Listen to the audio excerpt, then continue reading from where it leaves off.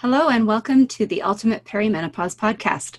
I'm Dr. Shauna DeRue and I'm here today with my co-host Maggie Chilton. Hi Maggie, how are you today? I'm good, Shauna. How are you? Awesome, thank you. A little hot. It's really hot here today. Yeah. I had to turn off the fan so we can record properly, so I'm going to get a little warm. Uh-oh. And we're being videoed, so if you see the sweat appear, we'll just call it a glow. Awesome. So I'm really excited about this interview today because this is a topic that I've been waiting to talk more about on this podcast, and that's the topic of mental health with perimenopause. We have an amazing guest today, Dr. Christina Bjorndal. She's a naturopathic doctor from the Canadian College of Naturopathic Medicine. She is an authority on the treatment of mental illnesses such as depression, anxiety, bipolar disorders, and eating disorders. Having overcome many mental health challenges, Dr. Chris is a gifted speaker and writer. She shared her personal story and philosophy of wellness with audiences across North America, and Dr. Chris has helped many patients achieve physical, mental, emotional, and spiritual well-being. She's completed 3 books on mental health, as well as the 10-week course and in-person retreat on mental health. Welcome, Dr. Chris. Thanks for having me. I think it's good that you're hot. That's perfect for perimenopause. Yes. I was like, it's just not a hot flash, it's just constantly hot.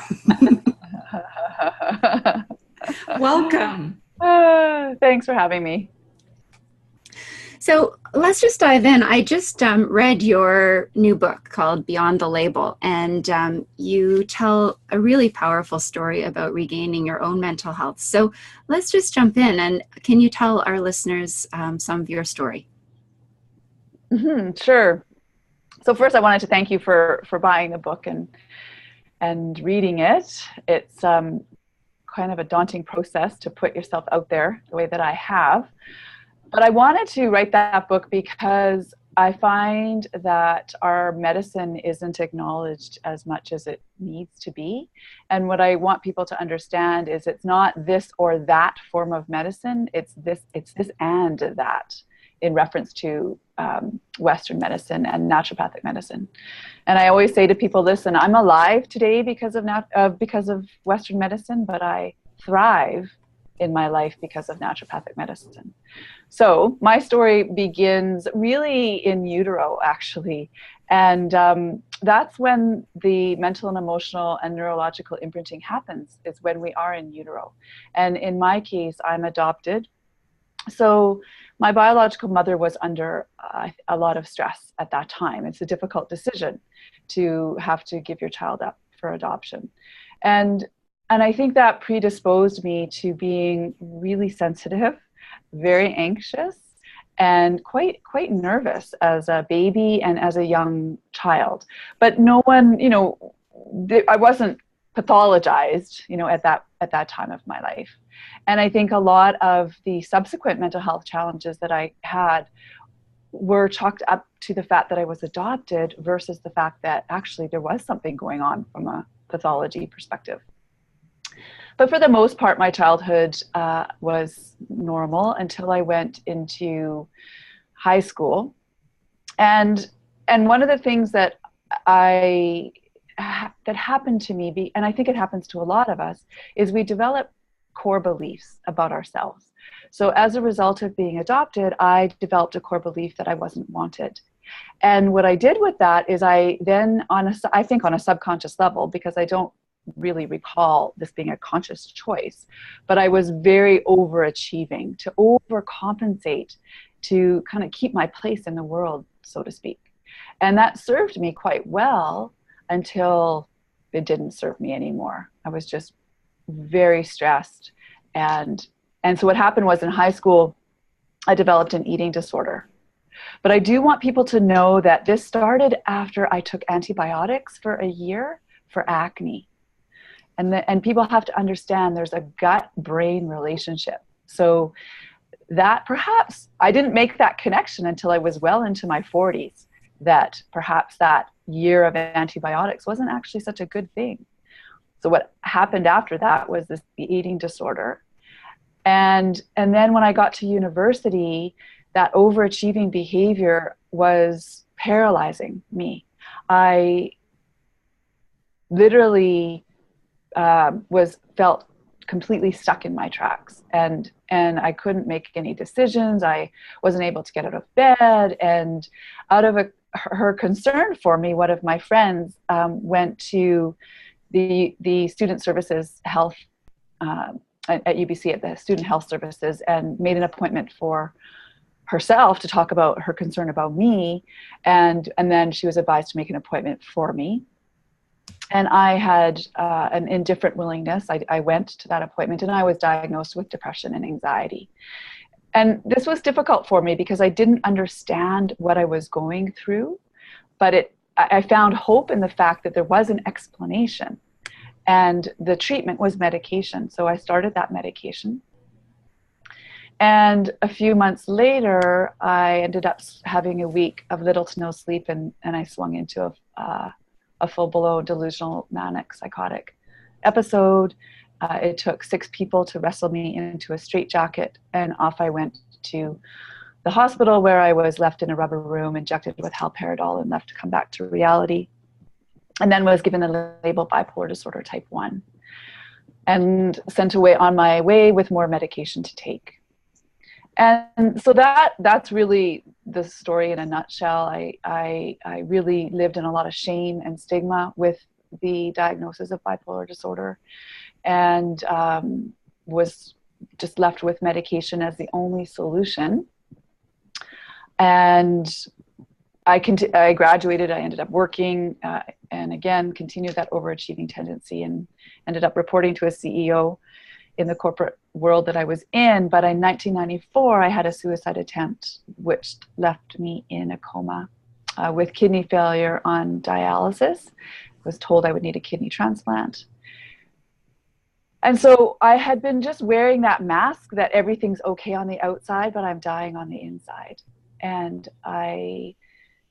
when I came out of that coma and I, was still here on the planet, something had to give. And that same friend that had made that appointment for me at UBC, she gave me a book to read called A Return to Love by Marianne Williamson. And in that book, I read a passage about surrender and basically accepting ourselves and learning to love ourselves. And I realized that I didn't love myself at all. I had been living with this diagnosis. I didn't want anybody to know that I had bipolar disorder.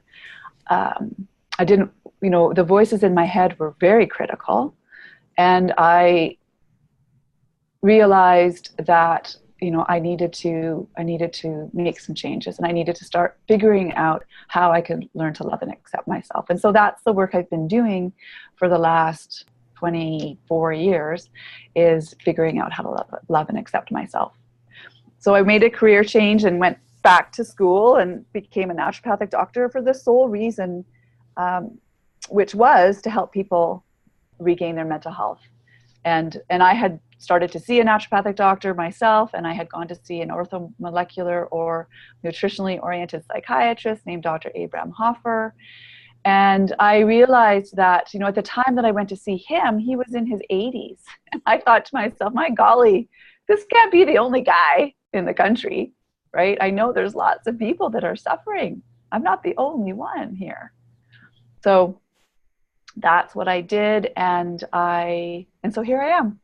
That's my 51 years in 5 minutes. Wow. That's, you've had multiple traumatic events.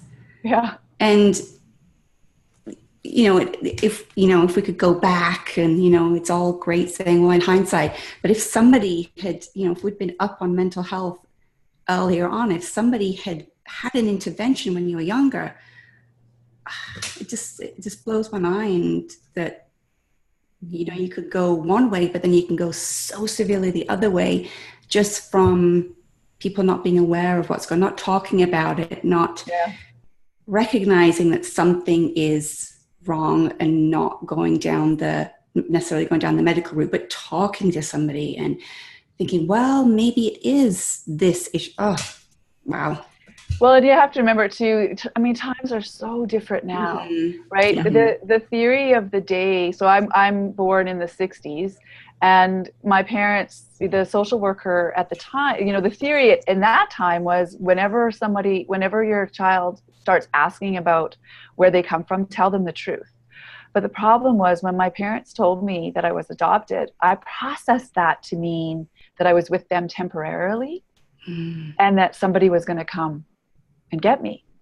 And so, years go by, and eventually I think I was 12 when I said to my mom, is anybody coming? Like, and she's like, what do you mean, is anyone coming? And then, she was just so shattered when she realized that I had misunderstood this simple word.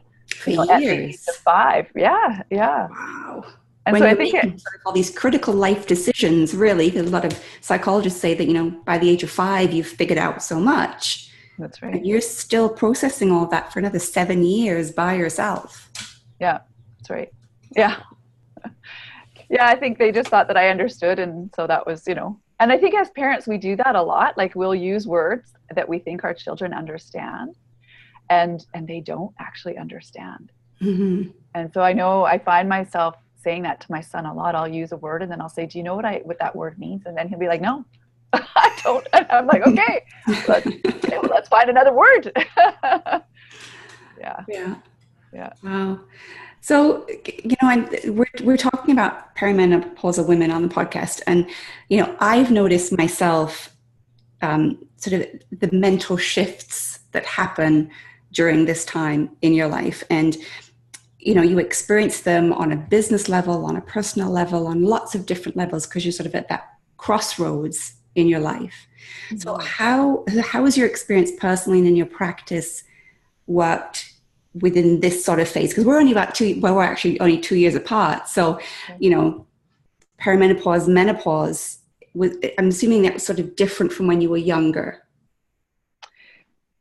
Well, so yes, there's definitely differences between my experience with my cycle when I was younger and now. Absolutely. Mm-hmm. And the interesting thing is I've been tracking my cycle for 20 years or 30 years, even, for a long time. And I have this piece of paper that just keeps going and going. I mean, this is, again, if I'd known about apps and all these things, I would have created one, but I didn't know about that and barely can use my phone. So I'm even surprised I even got here to be with you guys.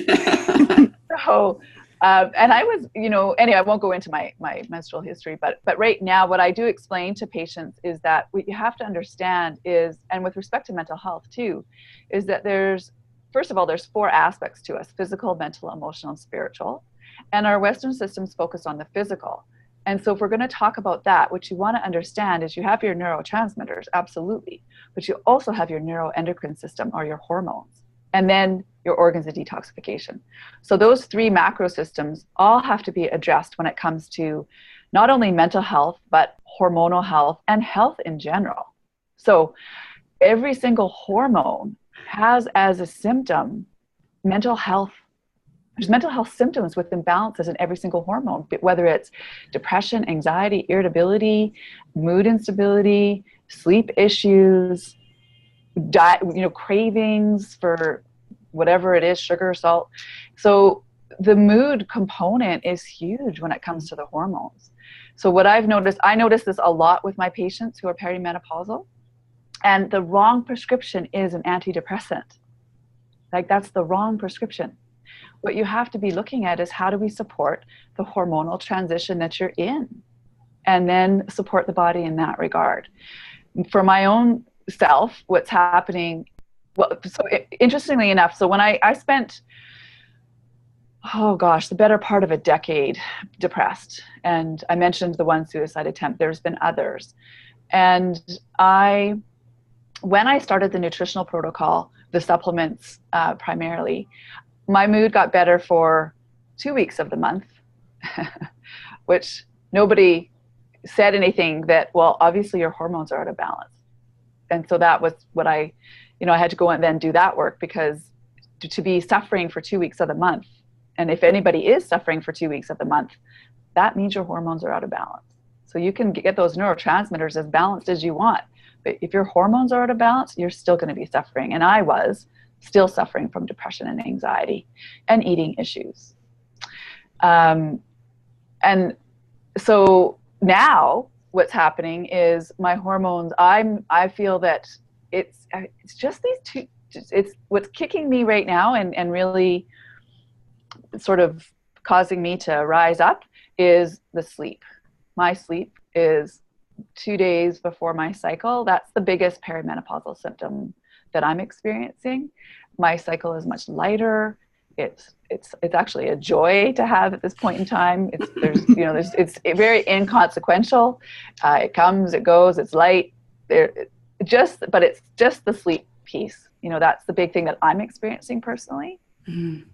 And that makes me nervous because, well, it used to make me nervous when it was happening initially, because I have, obviously, as I said, bipolar disorder type 1, and sleep deprivation is not something that I think is a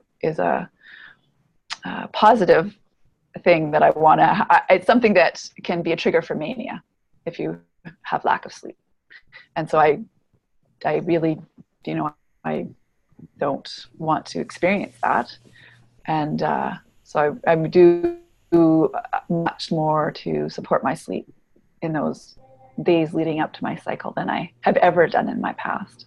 So, and what sort of things you do? Like, just name two of the top ones that really, like, these are the two that I have to do.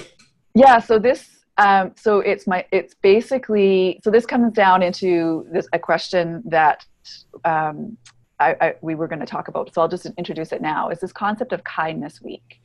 So I'm on a mission to reframe PMS. I really do not like PMS at all.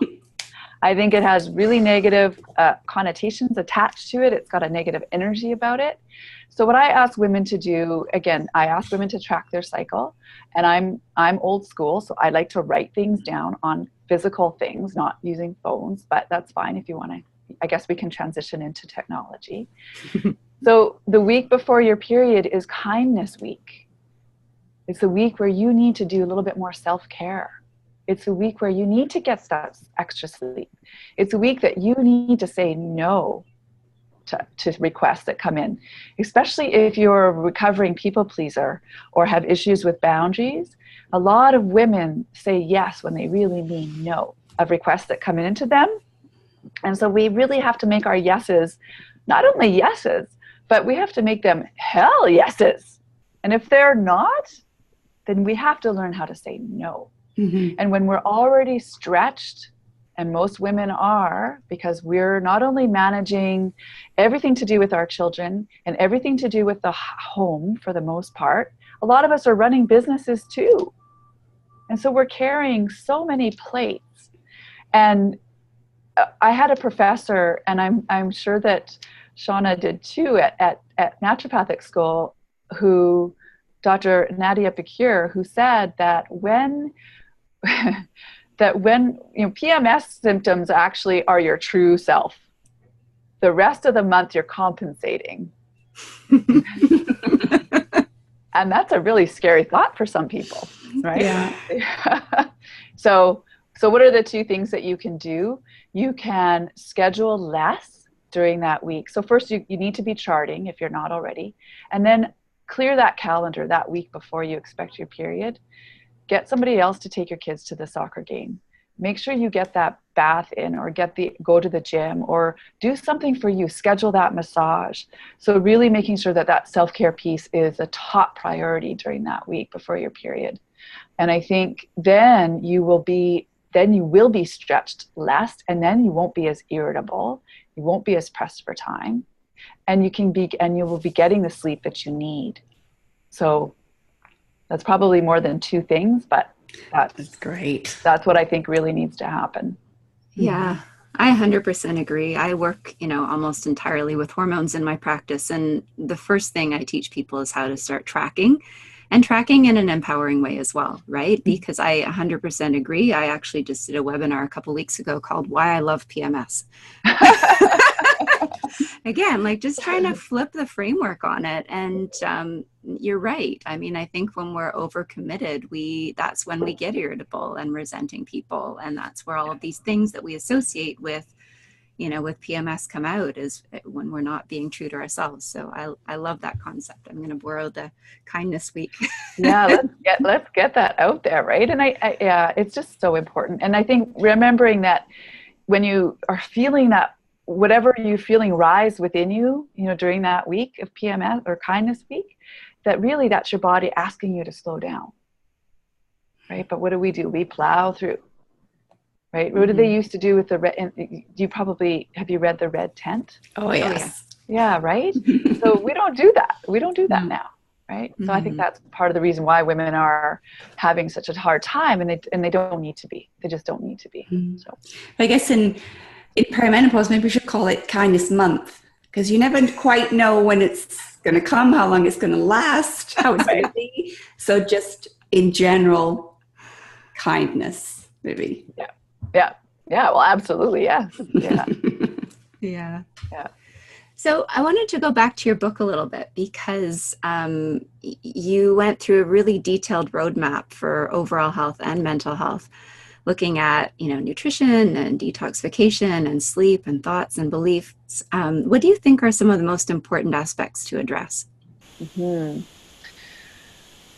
Yeah, it's hard because there are, the 10 steps that I talk about in the book. I think ultimately, if I had to just pick one, I think that ultimately the most important step is the relationship you're having with yourself. And it's that self-love. So the very last step, which is compassion and love for yourself.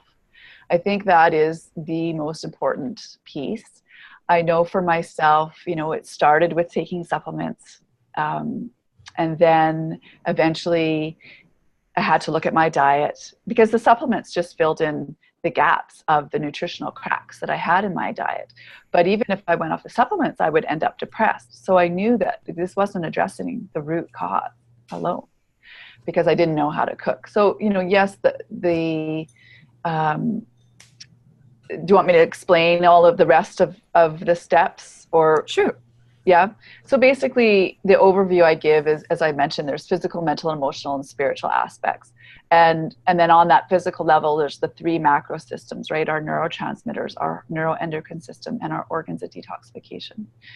But the foundation of health is diet, sleep, exercise, and managing stress. So those are the foundational pieces of your health house, so to speak. And I've written another little book called The Essential Diet, Eating for Mental Health. And what's really important to understand is there are essential nutrients that you need in order to make your neurotransmitters, but also in order to make your hormones too. And so if you're missing those, it's going to be hard for you to get to that place of wellness that you are trying to get to, hopefully. So for myself, when I went to naturopathic school, even though I was taking all these supplements, I still, when we analyzed our diet in second year nutrition, the only essential amino acid I was deficient in was tryptophan. And for those that don't know, tryptophan is the essential amino acid that goes on to make serotonin in the body, which is often the neurotransmitter that many medications are trying to support in you, the SSRI medications. And so that was eye-opening for me that here I am, now I'm 15 years into my mental health, and nobody's actually ever asked me what I was eating. So that's why I created that other piece, the other book, The Essential Diet, and why I think that diet is obviously an important piece of the health puzzle. But what I think is most important is your thoughts, how you behave and react in the world. These are the next steps. So your thoughts, your emotions, how you behave and react in the world, the environment, and ultimately having love and compassion for yourself. So that's the framework that I've written, in Beyond the Label, and what I've gone through myself in order to get to this place of healing that I'm at. So. And I find as women, it's one of the things we get to last. The self-care and the self-love, it's, we don't get to it till we're in our mid to late 40s. And you know, then we're sort of trying, not playing catch up, but now we're like, oh, I wish I'd done that 10 years ago or however long. So it's great that you have a book out there and that you're talking about this and you're on the podcast. I mean, you know, presumably most of the people who are listening are already in perimenopause, but if they know people who are younger or even their daughters, if they start that conversation as early as possible, then we can hopefully bring that into the people's lives and the community, and it would just be a given. Yeah, I mean, I don't think we ask our children, what's going on in your head? How are you talking to yourself? And what I say to my patients is, and I ask them, my perimenopausal patients, how are you talking to yourself in your head? And a lot of them say, well, it's pretty critical, it's pretty judgmental. And then I say, that's what we have to change, because if what you're saying to yourself, you wouldn't speak to somebody else that way, then it's not, why is it acceptable for you to speak to yourself that way? Because here's the thing, you're going to be with you longer than anyone is going to be with you, longer than your partner, your children, your parents, your sister, brother, whoever. You're with you. And we have to get that relationship right. And another key question that I ask, and perhaps the listeners can ask themselves, answer this for themselves, is on a scale of 1 to 10, where do you rate yourself with loving yourself? And the sad thing is, often I get a very low answer for that question. And I want to be clear here, I'm not talking about everybody becoming a narcissist. I mean, that's not what I'm talking about. I'm talking about a healthy sense of yourself, right? And I think as women, I think this is really in our culture, and we're not reared to be confident, if we're just not reared to be that way. And I think it's changing. I think selfish is a dirty word that a lot of people associate that with being a dirty word. And I think we have to reframe that as well. This is not, you're not selfish if you are speaking about something that you're really proud of, that you've accomplished. That's, anyway, so I'm kind of getting off topic, but that's. You're on topic, but I also think that we don't hold other people accountable for what they're saying either. I'm thinking of partners in particular. We don't hold them accountable for what they're saying to our children and to ourselves. I think some of the time we let it go, or we don't want to rock the boat, or, they're speaking to our children and they're saying things you're like, oh, I really wouldn't have said that. But I think it's the time, again, to have that conversation, to say, I really don't think that's appropriate, or can we rephrase? So holding each other and ourselves accountable for what we say and what other people say, I think will go a long way as well. Yes. Yeah. Yeah, absolutely. Because what happens here is these words penetrate, and then we make them mean something. I had this is just a subtle example. I was 4 years old, and a neighbor who was an artist, and he was quite a great gifted artist, but I'm 4. Okay. And he said that I'm a terrible drawer. So I've never drawn since. Wow. Right? Do you remember that? Like, do you remember? Very vividly. Yeah. Shauna, do you remember things from your childhood? Not that young, but I have the same thing with singing. I moved countries a bit, and I came back to Canada with an accent. And I loved singing, and I sang loudly. And I remember someone made a comment about my accent while I was singing, and I stopped. Yeah. I still can't sing out loud. It just the voice catches and can't carry a tune. And I know I used to. Wow. See? It's hard to let these things go. It is. But I think we should on the next podcast get you to sing. That might be terrifying. Yeah, it's a time to say, well, screw you, and I'm going to do whatever I want to do. And if you don't like it, there's the door. Yeah, that's right. Yeah. We're starting a movement now. That's right. So in perimenopause and menopause, when you see women get stuck in that repetitive, negative self-talk or repetitive criticism, and I don't think it's criticism of ourselves, it's also criticism of other people. I think that's also one of our big issues, that it's sort of more socially acceptable potentially to criticize other people than to say bad things about yourself. Not that we want that to happen, but sometimes, if you're in a crowd of people, it's more acceptable to say that. But, how do you recommend women start to trust their intuition and trust themselves and as you say, learn to love themselves so that they can sort of stop and think about either what they're saying, thinking, doing, and reframe that into something that's softer, kinder, nicer for themselves and for other people? Yeah, there's two things that I think are helpful. So one's called the 7 R's of working with problematic thoughts and breaking the thought emotion cycle. So if anyone does have Beyond the Label, this is chapters 18 and 19. Awesome. And the other exercise is called the heart exercise. So the first one is the 7 R's. So basically we want to start by paying attention to, well, what are we thinking? What is the dialogue, this inner dialogue, and understand that, again, most of us have a little voice that's talking. It's our voice usually. Again, unless you're delusional, then it might be somebody else's. But for the most part, it's your little voice that's telling you, what's going on. And a lot of people are completely absorbed by it. They don't really know that, that's really the egoic mind that's playing a big, huge role. But underneath that, we can get to this place of stillness and peace through recognition. So the first step is recognizing, well, what is going on? What is the conversation? What am I saying to myself? And what I teach my patients is, if it's not kind, then what we need to do is we need to refrain from following those thoughts any further. So that's the second R, by relaxing into the breath. So that's the third R. The fourth R is then you have to resolve to repeat this process.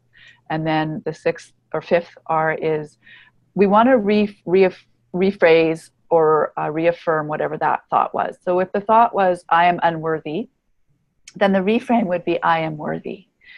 Now I want to pause here and just add to this that for myself, doing an affirmation like that, I am worthy, was a no-go. It was just not going to happen, because I felt like when people told me to do affirmations, I felt like they were implying that I was causing my mental health issues by my thoughts, that I was choosing that. And I probably would have rolled my eyes at you and walked out of the room. I was quite defensive about and not willing to look at my thoughts. So what I say to people, a gentler way in here is just to go neutral with your thoughts. Instead of saying, I am unworthy, and if the reframe, I am worthy, feels too big, or like for myself, I felt like I was spraying, sorry, I'm going to swear here. I felt like I was, spraying a pile of whipping cream on top of bullshit. Like, really? That just didn't feel true. So, but just going to I am with no description is neutral. But the key here that people have to understand is your thoughts do affect your physiology. Your thoughts affect the hormones that you produce. So if you want to feel differently, you do have to start thinking differently.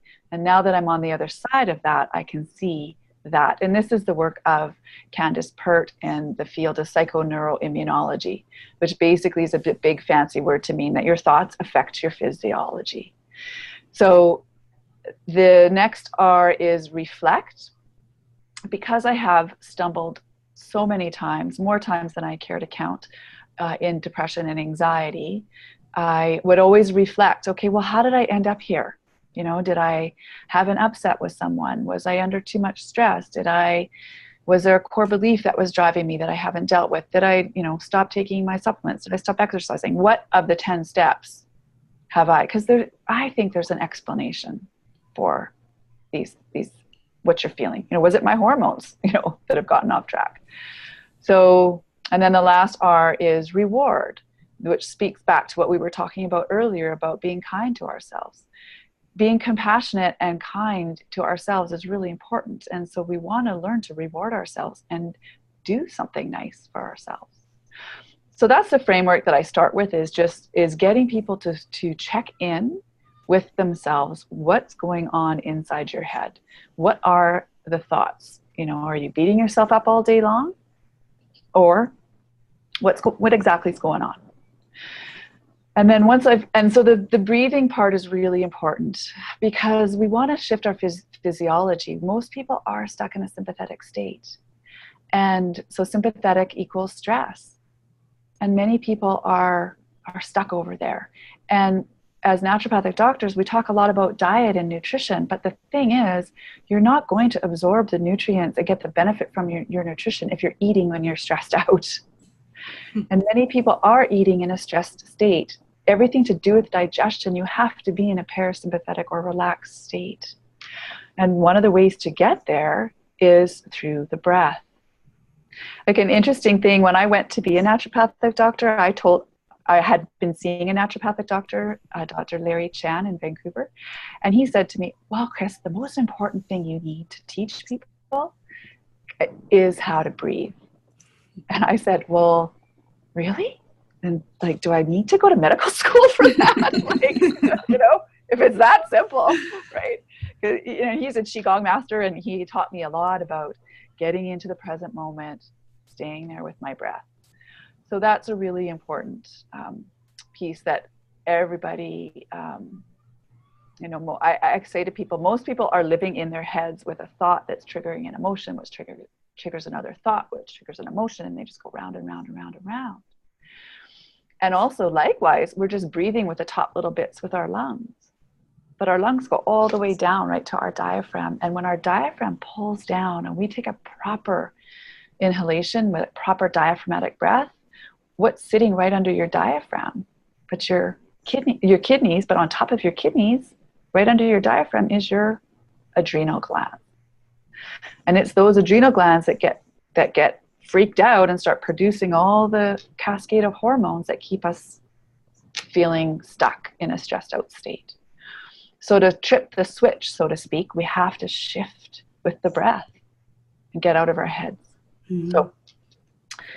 So that's all really, that's outlined in the book. And also it's outlined on my clinic website, just in a quick handout too, if people just, they can, go there. It's called the 6 R's on there. That overachieving piece, I upgraded it. Actually, it started off as the 4 R's with another naturopathic doctor of mine that Dr. Shauna would know is Dr. Jason Hughes. Mm-hmm. And then, of course, again, I upgraded it to the 7 R's. I think for your breathing, I don't think the 80s did as much good. The way I say that is because, you push your stomach out when you're supposed to be breathing. Right. No woman probably ever wants to do that. It's like, oh no, I gotta hold it in. Right, exactly. This has been going on for 20, 30 years, if not more. So it's like longer, since the 40s, whenever the girdle was invented. Yeah, it's okay. Push it out. It's okay. Sucking it in is hurting you. So that's right. Yeah. Exactly. I know. I always say to patients, okay, just when we do this together, I'm going to look like I'm 6 months pregnant. But I'm not. Yeah. That's good. Yeah. And then the other one is the heart exercise. So I think learning to trust your intuition is really important. So I can lead you guys through that if you want, or I can just tell you the questions that are, go through that, or people can reference the book, whatever you like, whatever you want to do. Would you like, Shauna? Yeah, let's go through it. Yeah. You want to do it together? Yeah. Okay, it's quite easy. So basically, we'll just get you to put your hands on your heart. Both or just one? Whatever you want, one or two. Just connecting with your heart. And I'll get you to close your eyes. And you're just taking a deep breath in here.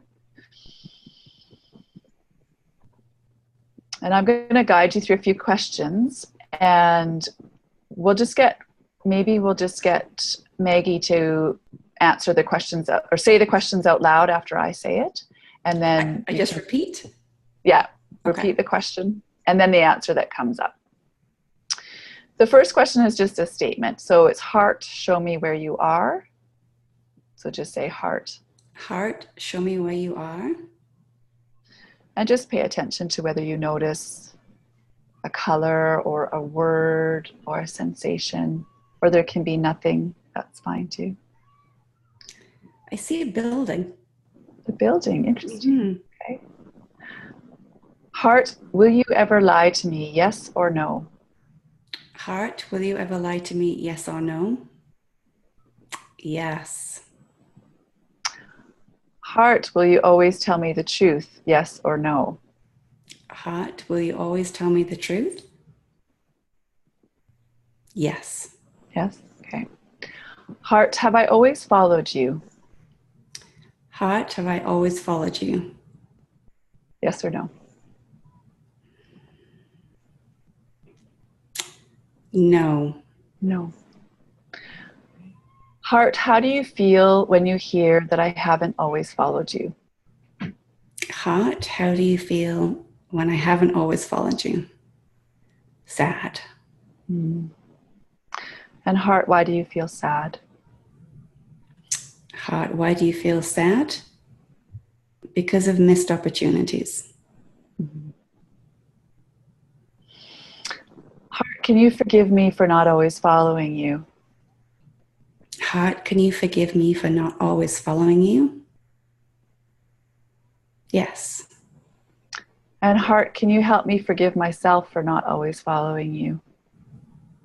Heart, can you forgive me for not always... Heart, can you help me forgive myself Forgive myself for not always following you? Yeah. Yes. Yes. And heart, is it possible that you are God or grace or my intuition dwelling within? Heart, is it possible that you are God or grace or my intuition dwelling within?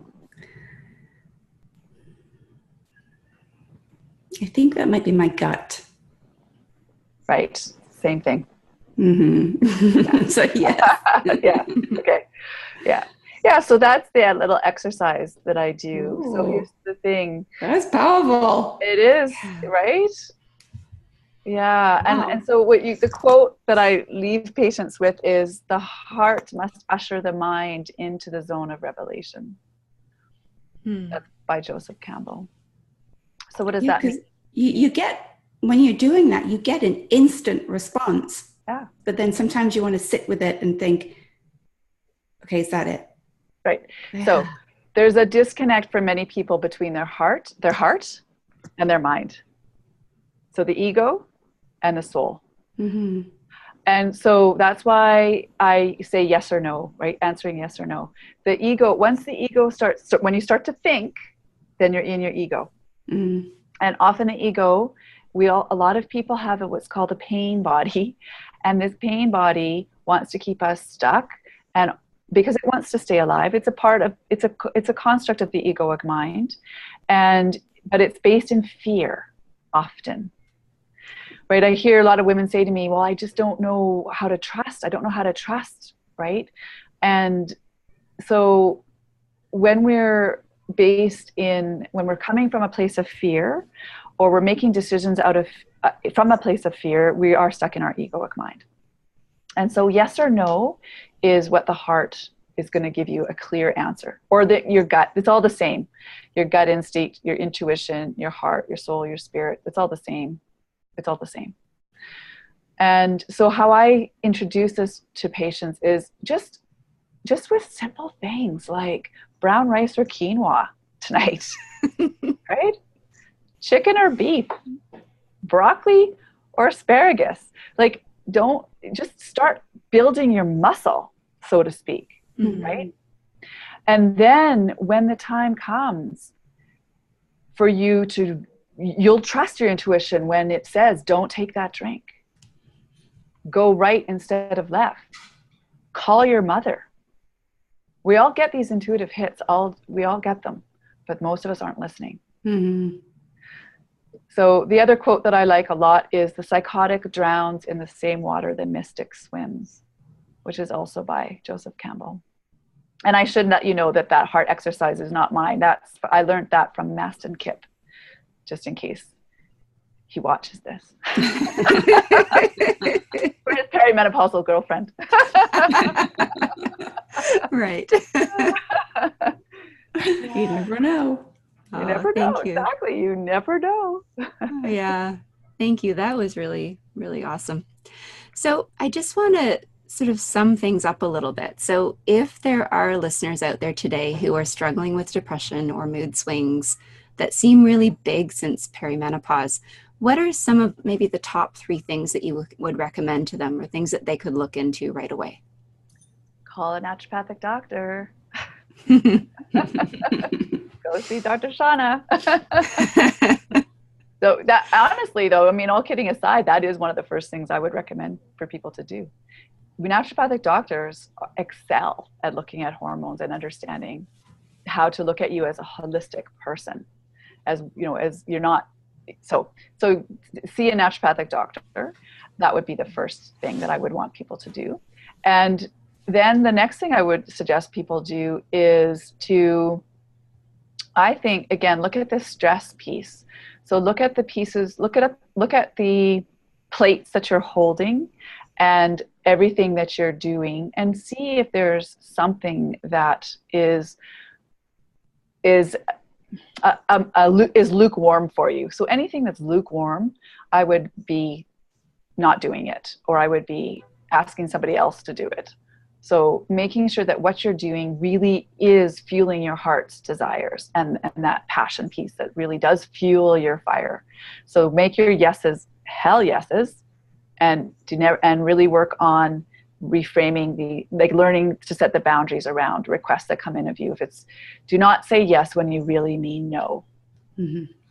And then I think the third thing that I think is really important is, and this carries on to the first 2, which is the self-care piece. So I think the biggest things that we can do from a self-care perspective is diet, sleep, and exercise. So I think working with a naturopathic doctor really helps you with that diet piece. The sleep piece, I mean, the simplest suggestion I can make for people is get off technology 2 hours, minimum 2 hours before bed. I think that's really compromising a lot of people's sleep nowadays. And then the exercise piece I think is really important as well. It's just for me anyway, it's a real stress reliever. It's a time when I really let go. I love to swim. I love to run. I love to bike. I mean, I love to do lots of things. So finding some way that, you know, whether it's yoga for you or playing tennis or whatever it is, but I think making sure that that's happening, because again, you know, as you said earlier, Maggie, we tend to put ourselves last. And so what's one of the first things that falls by the wayside is exercise for a lot of women. Yeah. Right? Is exercise, diet, and sleep. Those are the 3 things that fall by the wayside, and those are the foundations of your health house. So that's my pitch for exercise. Perfect. Sorry, I was just going to say with that, you have to make sure that it's something that you like to do. Yes. You know, don't run because I said I like running. Do what you like to do, because then you're going to do it. Dancing, ballroom dancing with your partner, or that best friend of mine that I just mentioned twice in this interview is, you know, she's just taken up Cuban salsa, and she just loves it, right? I bet. Yeah. So whatever, whatever. And somebody was just telling me as well, this is another aside, but that that dance in particular has been shown to be preventative for Alzheimer's and dementia. Because you've got to remember steps, I'm guessing, that kind of thing. Remember sequences. Yeah. So yeah. I think I'm going to I guess line dancing isn't a thing anymore. It used to be. Let's bring it back. Bring it back. Ballroom dancing and line dancing. That's awesome. Yeah. All right. Well, thank you so much for being here today. This has been absolutely all that I was hoping for, and I'm sure I'm sure our listeners have learned a ton. How can people find you online? Yeah, so I have so the website I mentioned, if people are interested in the seminars and breaking the thought emotion cycle, they want to learn a bit more about that, they can find that on naturalterrain.com, so TERRAIN.com. And then my website is just my name, so DR and then Christina Bjorndal.com, which isn't an easy name to spell, but maybe you have it in the show notes or something like that. Yeah, absolutely. Yeah. And I was going to mention too that I have created a course for people who, if they're looking to have an adjunct or just a little bit more support than what they're perhaps getting, then that is available as well. And it's mostly for people with mental health, but it can also be for women who are, because I talk a lot about how to set boundaries and how to develop the sense of will and looking at core beliefs and developing that sense of self-love that we talked about. That's really important. So that's available as well for people. Excellent. And tell us a little bit about this gift that you have for our listeners. So the forgiveness meditation is a gift. I think in my own healing, I've had to, forgiveness is a big, I think, and piece of, and a really important step in the healing process. And lots of us have, again, if we're holding resentments or if we're angry at someone, I'm not necessarily saying that you have to, call them up and make amends necessarily, but I think what we want to do is look at what this might be doing to your own sense of self. Mm-hmm. So the forgiveness meditation is something that I created, and so I hope, that if people are interested in that, it's available to you. So they just have to, register for it. And I have the link for that. So for those who've listened to the end, get the gift that you've generously given. Thank you very much. Yeah. You're welcome. So thank you again. We'll put all of the notes in the show notes today. And if you're listening to us as a podcast, please subscribe to our channel. We will continue to share lots more interviews. And if there's something you'd like to hear from us, just leave us a comment. We're happy to bring in more guests or address other topics. And if you're watching on YouTube, please subscribe to our channel and like the video. And thank you so much for joining us. Thanks again, Dr. Chris, and thanks again, Maggie. Thank you. We'll see you soon. Bye. Bye. Bye.